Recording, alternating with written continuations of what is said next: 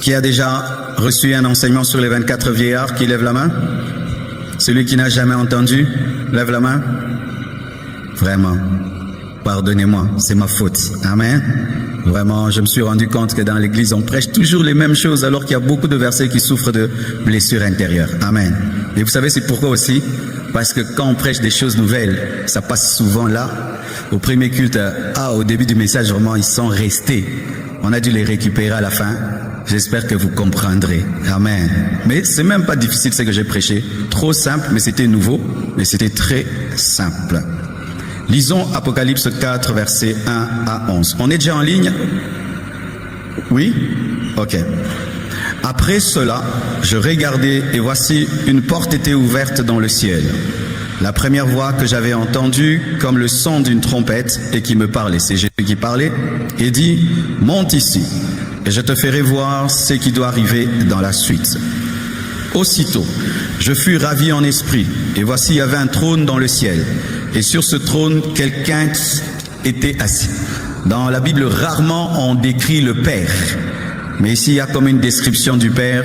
Mais quand tu lis, tu te rends compte qu'on ne peut pas le décrire. Écoutez la description qu'on donne du Père. Celui qui était assis avait l'aspect d'une pierre, de jaspe et de sardoine. C'est tout. On ne peut pas le décrire. Amen. En soi, Dieu est lumière.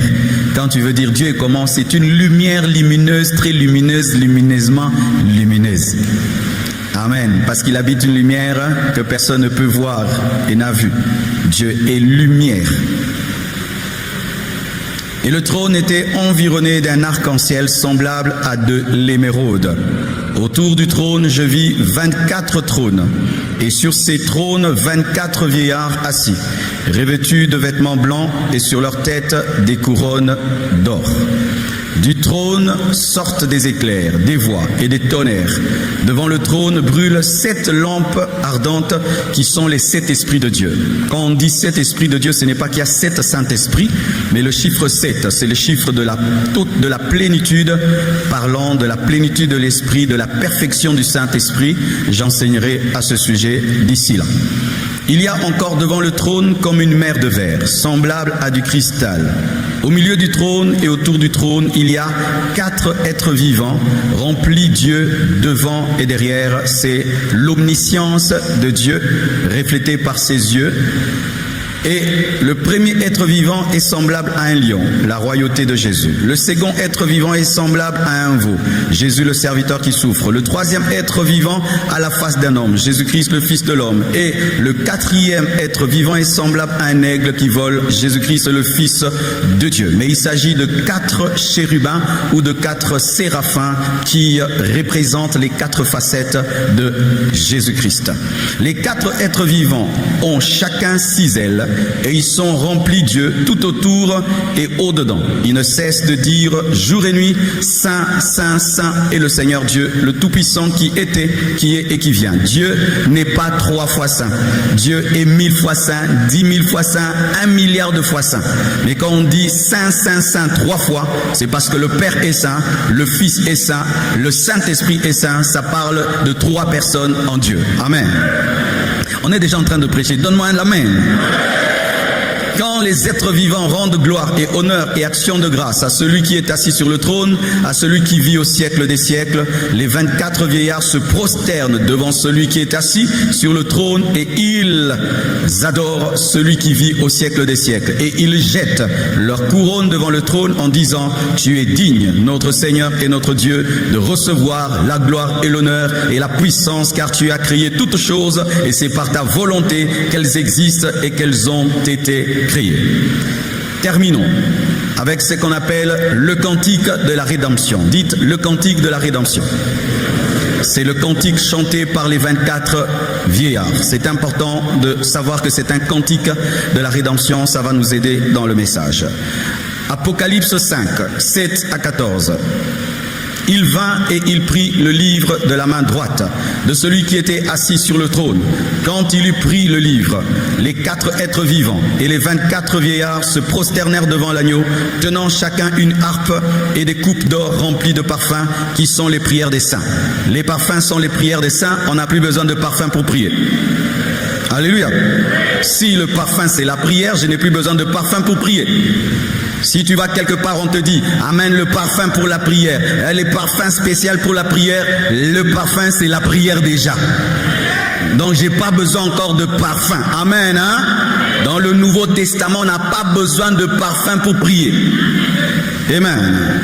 Et il chantait un cantique nouveau en disant, tu es digne de prendre le livre et d'en ouvrir les sceaux, car tu as été immolé et tu as racheté pour Dieu par ton sang les hommes de toute tribu, de toute langue, de tout peuple, de toute nation. Tu as fait d'eux un royaume et des sacrificateurs pour notre Dieu, et ils régneront sur la terre. Alléluia. Je regardais, j'entendis la voix de beaucoup d'anges autour du trône et des êtres vivants et des vieillards. Il y a des anges, les êtres vivants et les vieillards, et leur nombre était des myriades et des milliers.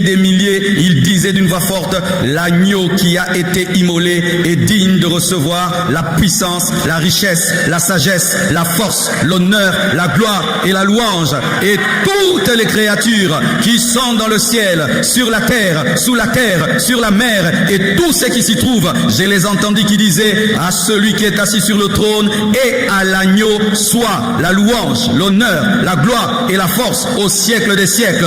Jésus partage l'adoration du Père. Jésus partage l'adoration du Père, et il n'y a pas rivalité, il n'y a pas compétition, il n'y a pas jalousie. Et les quatre êtres vivants disaient Amen. Nous aussi nous disons Amen.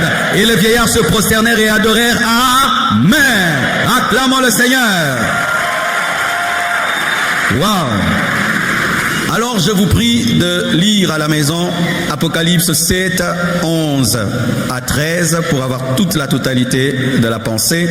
Apocalypse 7, 11 à 13, Apocalypse 11, 16, Apocalypse 14, 3, Apocalypse 19, 4. Amen. Alors, il y a plusieurs écoles au sujet des 24 vieillards. Je vais les présenter et puis je vais vous présenter ce que nous croyons et ce que nous trouvons être correct, être biblique. Étant donné qu'il n'y a pas beaucoup d'enseignements sur les 24 vieillards, ça fait que chacun a des pensées sur les 24 vieillards, et aujourd'hui tu vas être fixé et tu vas être béni. Amen. Voici la première conception.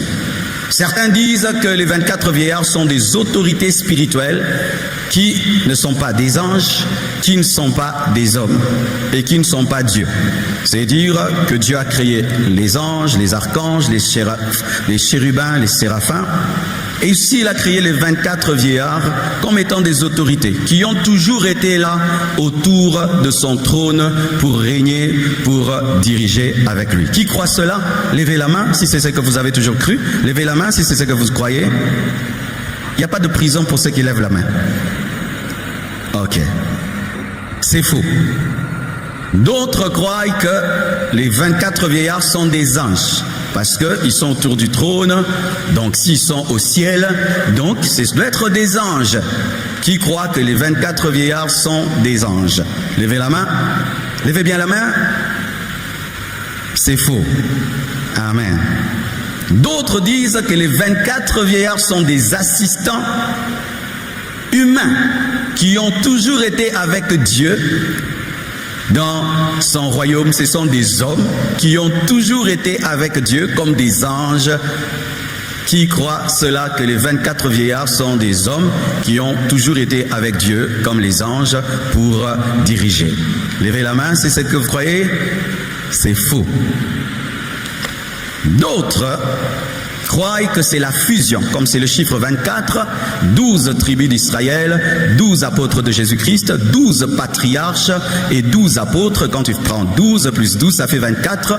Pour eux, c'est la fusion des 12 apôtres et des 12 patriarches d'Israël qui donnent les 24 vieillards. Qui croit cela? Levez la main. C'est faux. Alors il y a qu'est-ce qui est vrai? D'autres encore, ils disent que les 24 vieillards, c'est la fusion de l'Église avec les saints de l'Ancien Testament, parce que 12, toujours l'Ancien Testament, 12, le Nouveau Testament, c'est la fusion des saints de l'Ancien Testament avec l'Église dans l'enlèvement. Qui croit cela? Levez la main. C'est faux.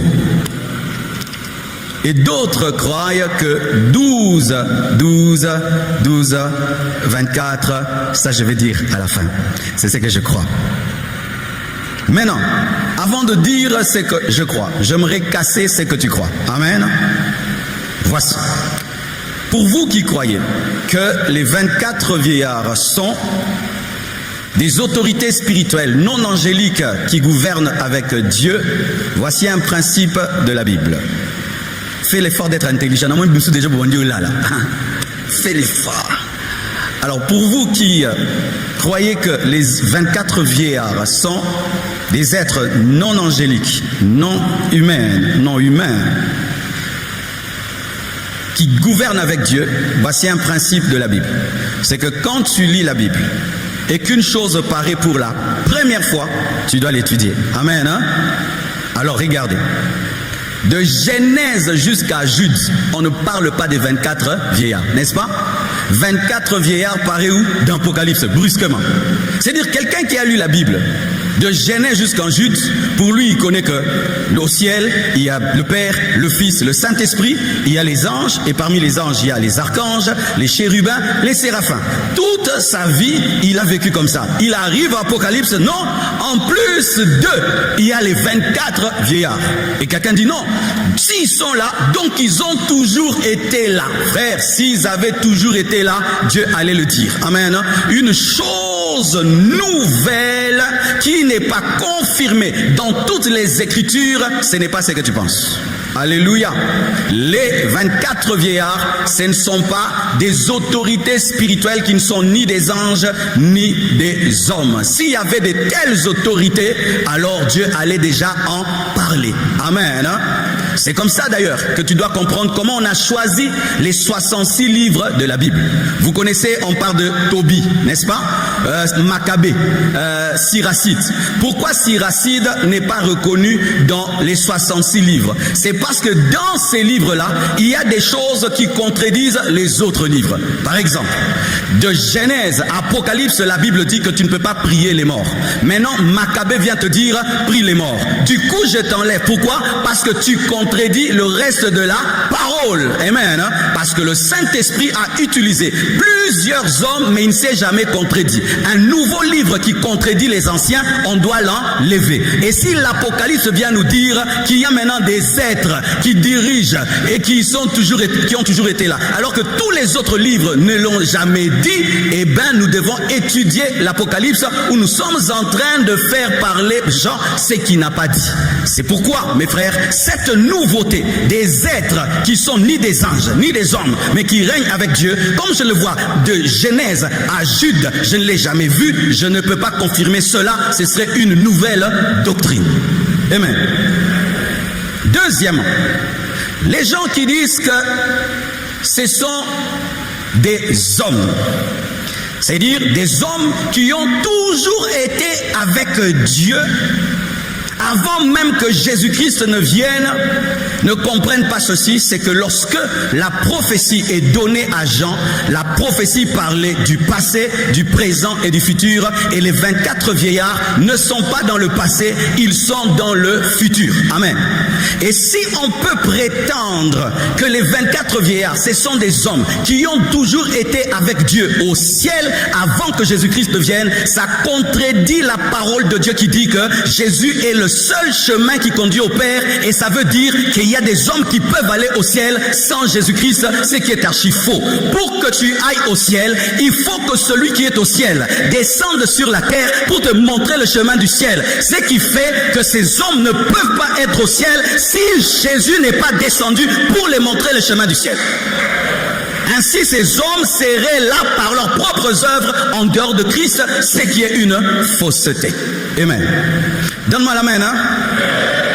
Troisièmement, Les 24 vieillards ne sont pas des anges. Parce que les anges n'ont pas de trône. C'est l'Église qui a le trône. De Genèse jusqu'en Jude, il n'y a pas un ange avec un trône, mais il y a Jésus sur le trône, il y a le Père sur le trône, il y a aussi l'Église qui va régner. Dieu n'a pas promis aux anges des trônes, mais il a promis à l'Église des trônes. Donc les 24 vieillards ne peuvent pas être des anges parce que les anges n'ont pas de trône. Encore, les 24 vieillards ne peuvent pas être des anges parce que les anges n'ont pas de couronne. Mais la couronne est promise à l'Église. Pourquoi? La couronne, c'est la récompense. Et la récompense, c'est pour ceux qui ont été des pécheurs, qui ont cru, qui ont persévéré, qui ont servi pour avoir la couronne. Donc, ça ne peut pas être des anges. Encore, ils ont des vêtements blancs. Les vêtements blancs sont promis à ceux qui persévèrent, à ceux qui croient, parce que ça symbolise la justice obtenue au travers du sang de l'agneau. Et les anges ne sont pas lavés par le sang de l'agneau. Donne-moi l'amen. Et encore maintenant le cantique de la rédemption. Les anges ne chantent pas le cantique de la rédemption. Ce sont les hommes qui chantent le cantique de la rédemption parce qu'il n'y a pas la rédemption des anges. C'est pourquoi Satan, quand il a péché, Jésus n'est pas mort pour lui, parce que pour les anges, il n'y a pas de rédemption. Mais quand l'homme a péché, la Bible nous dit que Jésus-Christ est mort afin de le sauver. C'est pourquoi la prière qu'on dit, je vous salue Marie, c'est encore comment? Je vous salue Marie, Mère de Dieu, priez pour nous. Priez pour nous pauvres pécheurs. On dit que Gabriel, lorsqu'il a rencontré Marie, il a salué, il a dit priez pour nous pauvres pécheurs. Un ange ne peut pas demander la prière de pauvres pécheurs parce que l'ange n'est pas un pauvre pécheur. Ainsi, je reconnais que Gabriel n'a jamais fait cette prière parce qu'un ange ne peut pas faire une telle prière. De même aussi, par rapport à ceci, un ange ne peut pas chanter nous avons été rachetés, parce que les anges ne sont pas rachetés, ce sont les hommes qui sont rachetés. Donc, les 24 vieillards ne sont pas des anges, mais ils sont des... Non, mais moi, ils sont des... Non, ils sont des... Quels hommes? Dis avec moi, quels hommes? Parmi les hommes, maintenant, il y a deux sortes d'hommes. Il y a les hommes de l'Ancien Testament et les hommes du Nouveau Testament. Alors, les gens disent que non, ces hommes-là, ce sont soit... Ils disent quoi? Que ces hommes, ce sont les hommes qui sont ressuscités le jour où Jésus est mort. Vous savez que quand Jésus est mort, il y a des gens qui sont ressuscités. Qui savent ça? Quand Jésus est mort, frère, les gens sont sortis des tombeaux. Pas tout le monde, quelques-uns. Mais ils sont restés dans le tombeau parce que le ressuscité n'était pas ressuscité.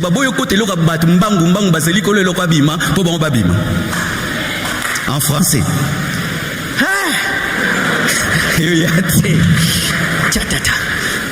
Ils ont refusé d'entrer dans la vision de Jésus plus que lui-même. Quand Jésus meurt, les saints, certains saints de l'Ancien Testament ressuscitent, mais ils ne sortent pas dans la ville, ils restent dans le tombeau pendant 3 jours. Quand Jésus ressuscite, eux aussi sortent maintenant dans la ville, ils apparaissent. La Bible dit ils apparaissent. Apparaître veut dire qu'il y a aussi disparition. Amen. Et les gens disent, après quand ils ont disparu, ce sont eux qui sont devenus les 24 vieillards. Frère, ils n'étaient pas 24, ils étaient nombreux. Amen. Hein? Pour ma part, voici ce qui s'est passé. Lorsque Jésus-Christ est mort et il est ressuscité, il a fait le transphasage des saints de l'Ancien Testament qui étaient dans le bon séjour de mort appelé saint d'Abraham, et il les a amenés dans le paradis. Et comme ils étaient en train d'y aller, ils ont fait l'escale pendant quelque temps parmi les hommes, le temps d'y aller, afin de prouver que Jésus est la résurrection et la vie, et qu'il est capable de ressusciter et de donner la vie aux autres, mais ils ne sont pas devenus les 24 vieillards. Amen. Donne-moi la main, donne-moi la main. Au deuxième culte, vous comprenez mieux que c'est du premier culte. Je vous dis la vérité. Alors, mes frères et sœurs, d'autres maintenant disent ceci, que ce sont les saints de l'Ancien Testament qui ont été enlevés. Mais ce que je crois, c'est que le jour de l'enlèvement, au son de la trompette de Dieu, à la voix de l'archange, les morts en Christ ressusciteront premièrement. Les saints de l'Ancien Testament sont morts dans la foi, mais ne sont pas morts en Christ.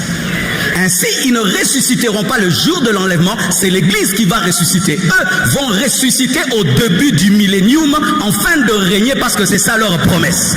Donc, les 24 vieillards, ce ne sont pas le saint de l'Ancien Testament. Les 24 vieillards, c'est toi.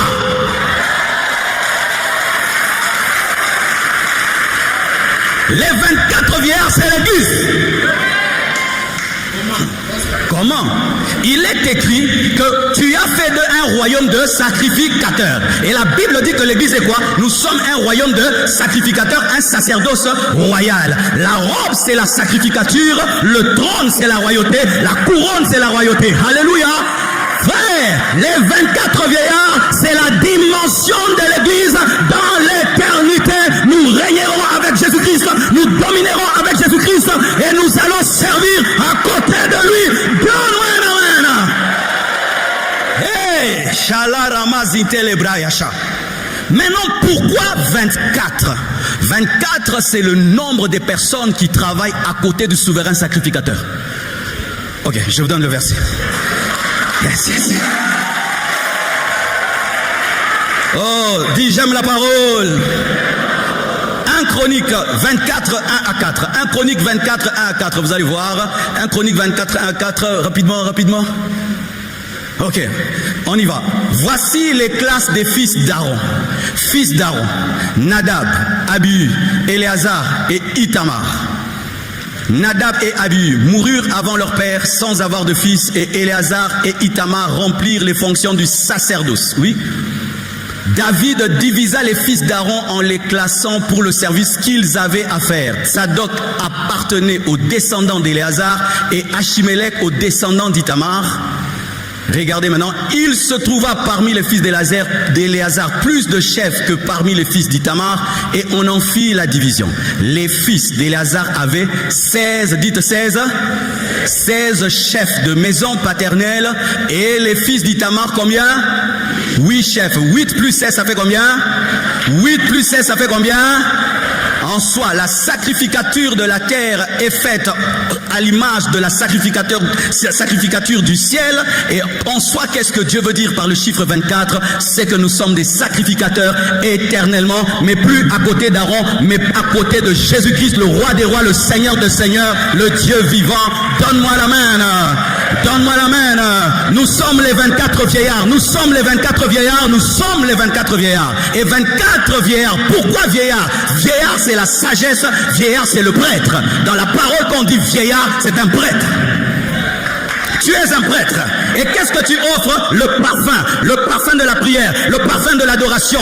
Dans le lieu saint, il y avait l'autel de parfum, mais toi, tu n'as pas besoin d'autel. Tu es l'autel et tu es le parfum.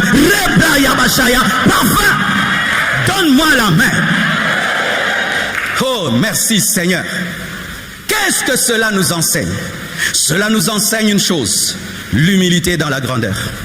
Malgré qu'ils ont la couronne de gloire, ils ont des trônes, ils sont arrivés dans l'éternité, ils continuent d'adorer. La plupart des gens, quand ils arrivent, ils se retournent contre celui qui les a mis, mais eux, malgré qu'ils sont mis, ils continuent à adorer. Ils continuent les habitudes terrestres au ciel alors qu'ils sont déjà au ciel. Et ils continuent la discipline qu'ils avaient lorsqu'ils n'avaient rien alors qu'ils ont tout. Cela nous enseigne l'humilité dans la grandeur. L'humilité dans la grandeur. L'adoration dans la grandeur. Même si Dieu te bénit, c'est comme s'il ne t'a pas béni. Même si Dieu t'a élevé, c'est comme s'il ne t'a pas élevé. Tu demeures humble et tu n'es pas conscient de la couronne, tu es conscient de celui qui est au milieu. Alléluia. Même si Dieu t'a béni, tu es comme s'il ne t'a pas béni. Même si tu es intelligent, tu es comme si tu n'es pas intelligent. Parce que ce qui est important, ce n'est pas la couronne, ce n'est pas ton trône, c'est celui qui est au milieu. Au milieu.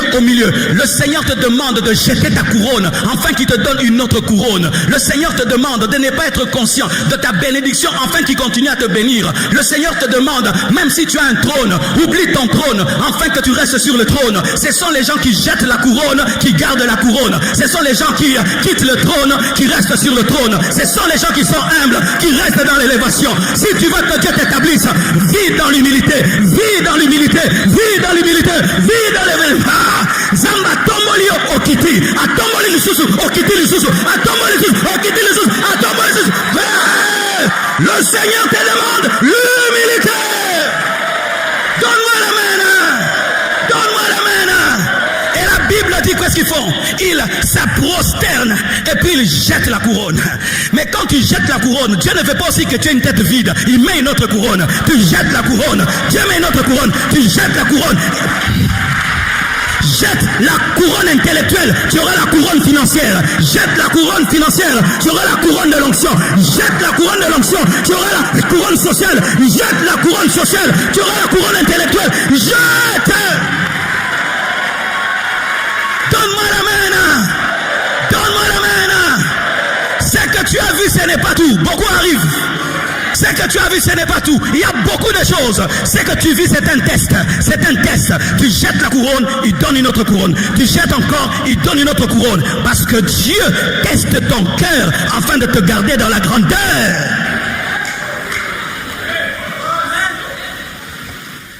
Regardez, ils sont assis sur le trône. Ils ont une couronne. Mais qu'est-ce qu'ils font? Ils racontent leur histoire. Les ingrats ont une courte mémoire. Les adorateurs se souviennent de tout. Je répète, les ingrats ont une courte mémoire, mais les adorateurs se souviennent de tout. Même si tu es assis sur le trône, tu étais un pécheur. Même si tu es assis sur le trône, tu étais lavé par le sang. Ainsi, tu ne dois pas effacer ton histoire et continuer à dire sur le trône qui t'a lavé, qui t'a sauvé, qui a fait que tu deviennes ce que tu es devenu. Car les ingrats ont une petite mémoire, mais les adorateurs se souviennent de leurs péchés passés, se souviennent comment ils se sont convertis, comment Dieu les a lavés, comment Dieu les a pris. Si tu veux demeurer un adorateur, garde en mémoire comment Dieu t'a ramassé. Je n'oublierai jamais quand j'ai commencé la compassion avec 3 personnes. Je n'oublierai jamais le premier culte de la compassion où tout le monde était parti et je suis resté moi-même et j'ai dormi dehors. Le premier culte de la compassion, j'ai dormi dehors, mes frères. J'ai dormi dans un chantier. Une maison abandonnée qui n'avait pas de toiture, ni de porte, ni d'électricité, ni eau, afin de garder 30 chaises en plastique. J'étais la sentinelle de l'église. La sentinelle de l'église. Je dormais sur un banc pour garder 30 chaises. Chaque fois que je vois des stades se remplir, on me reçoit comme un président. Je me souviens que j'étais la sentinelle de la compassion. Et cela fait de moi un adorateur. Que Dieu t'élève ou pas, quand tu sais d'où tu viens, tu restes humble. Que Dieu t'élève ou pas, quand tu connais ton histoire, tu restes humble. Que Dieu te bénisse ou pas, quand tu connais ton histoire, tu gardes l'humilité. Mantelebrochaya. Combien de personnes sont tellement conscientes de leur couronne, il ne peut pas s'agenouiller parce qu'il est bien habillé. Il ne peut pas s'agenouiller parce qu'il a laissé une voiture dehors. Il ne peut pas s'agenouiller parce que maintenant il a l'argent. Il ne peut pas s'agenouiller parce qu'il est connu. Parce que tu es connu, connu. Il y a des hommes plus riches que toi, des milliardaires qui adorent Dieu. Il y a des gens 10 fois plus intelligents que toi qui adorent Dieu. Il y a des gens qui ont 1000 fois ce que tu as et qui adorent Dieu. Toi, tu as seulement fini les études et puis tu viens à l'église ici comme si tu es le plus grand professeur de mathématiques alors que tu n'es rien du tout. Tu n'es rien du tout. Tu n'es rien du tout. Tu n'es rien du tout. Tu n'es rien du tout. Tu n'es rien du tout. Tu n'es rien du tout. Je suis allé au Burundi, mes frères. On m'invite au palais présidentiel, voir le président. Il m'invite à manger et prier. Lui-même entonne les cantiques.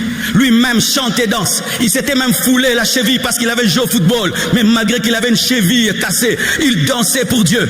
Et le maire de la ville me dit, pasteur, prie, s'il pleut ici, le président n'arrête jamais le culte.